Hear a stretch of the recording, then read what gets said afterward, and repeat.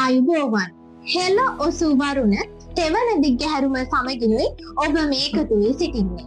නව සංජීවක ආයුර්වේද ඖෂධාලය මගින් ගෙනෙන හෙළ ඔසුවරුණ වැඩසටහන් මාලාවට දිනෙන් දින ලැබෙන ප්‍රේක්ෂක ප්‍රතිචාර ඉහළ යමින් පවතිද්දී ප්‍රේක්ෂකයන්ගේ බහුතර ඉල්ලීම පරිදි අද ඖෂධ වර්ග 5ක් ඔබ හමුවේ ගෙන එන්නට තමයි මේ සූදානම් වෙන්නේ. සුපුරුදු පරිදි අපිත් එක්ක ඉන්නවා ෂෙල්ටන් මහත්මයා. ආයුබෝවන් ෂෙල්ටන් මහත්මයා, මට දැන් පේන්න තියෙනවා පොල්පලා. මම දන්න හැටියට බුදුහාමුදුරන්ට අපි පූජා කරන ගිලන්පස පූජාවේ අපිට හැමදාම වගේ දකින්න පුළුවන් දෙයක් තමයි මේ පොල්පලා කියන්නේ. පොල්පලා වල මොන වගේ ඖෂධීය ගුණයක්ද තියෙන්නේ? ඒක පොල්පලා ගොඩක් ගන්නවා උත්සාහ රෝගවලට උත්සාහ පිළිසින් කාර්යය. ඒ වගේම තව ඉතින් එන්ජිනියරින්ග්වලදී ඒ වගේ ගන්න කතාය වට්ටු ගොඩකට වගේ පොල්පලා ගන්නවා. මේ මම හිතන්නේ රණවරා වෙන්නේ නැති. රණවරා මොනවටද පාවිච්චි කරන්නේ? රණවරා ගොඩක් ගන්නවා ඔය මේ පිටින් වගේ. ඒ වගේම ගන්නවා තව අසායන ගන්නවා. එතකොට එන්ජිනියරින්ග් ඒ ගොඩක් විතර ගන්නවා රණවරා. අපිට රණවරත් ගිලන්පස පූජාවක දකින්න පුළුවන් නේද? ඒ වගේම ෂෙල්ටන් මහත්මයා මට කියන්න පුළුවන්ද මේ මොනවද කියලා? ඒ රසගින්ද. රසගින්ද, නෙල්ලි රසගින්ද කියලා අපි සාමාන්‍යයෙන් අහන්නේ. එතකොට මේ රසගින්ද මොනවටද පාවිච්චි කරන්නේ?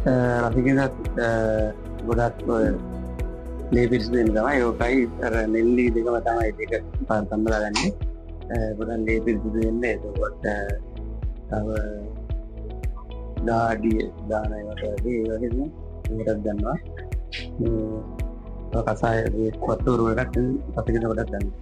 අර වාපිත්සෙම් කිපෙනවා කියලා අපි කියනවානේ. එතකොට වාපිත්සෙම් කිපෙන රෝගවලට මේ රසගින්ද පාවිච්චි කරන්නේ නැද්ද? ඒකට තියෙනවා. පාවිච්චි කරනවා. එතකොට ෂෙල්ටන් මහත්මයා මේ මොනවද? ඔය නීරමුල්ලිය. නීරමුල්ලිය. නීරමුල්ලිය මුත්‍රා අඩසියද මුත්‍රා වල තමයි ගොඩක් ගන්න මුත්‍රා රෝග වලට. ඒ වගේම මේ නීරමුල්ලියට තව මේකට ඉකිලි කියලා කියනවා. ඒක ලංකාවේ ලංකාවේ තමයි ආනයනය කරන්නේ නැහැ මේවනේ. එතකොට අද අපිට තියෙන ඖෂධ බොහොමයක්ම වගේ ඇඟ සිසිල් කරන ඖෂධ තමයි අපිට අද තියෙන්නේ. ඔව් නෙල්ලි එතකොට පොල්පලා රණවරා රසගින්ද නීරමුල්ලිය කොහොමද අර ඇඟ සිසිල් කරනවා කියන ගන්න. එතකොට මේ තියෙන්නේ නෙල්ලි. නෙල්ලි. නෙල්ලි රසගින්ද කිව්වම අපි සාමාන්‍ය විවහාරය දන්නවා. එතකොට නෙල්ලි කියන්නේ අර රස 6ක් තියෙන පළතුරක් කියලා අපි හැමෝම දන්නවනේ. නෙල්ලි වල රස 6ක් තියෙනවා. ඉතින් අපිට නෙල්ලි වල මොන වගේ ගුණයක්ද තියෙන්නේ? නෙල්ලි වල තියෙන්නේ අර ඇඟ සිසිල් කරන්නේ. නෙල්ලි මොන වගේ රෝගවලටද පාවිච්චි කරන්නේ? නෙල්ලි ගන්නවා ගොඩක් කුෂ්ඨ වලට එතකොට ගන්නවා සම්බන්ධ ගොඩක් දේවල්. ඉතින් මේ ආකාරයෙන් හෙළ ඔසුවරුණ තෙවන දිගහැරුමක් නිමා වෙනවා. තවත් මෙවැනිම ඔසුවරුණක් අරගෙන ඔබත් සමග එකතු වෙනකන් අදට අපි සමුගන්නම්. බොහොමත් ස්තුතියි ෂෙල්ටන් මහත්මයා.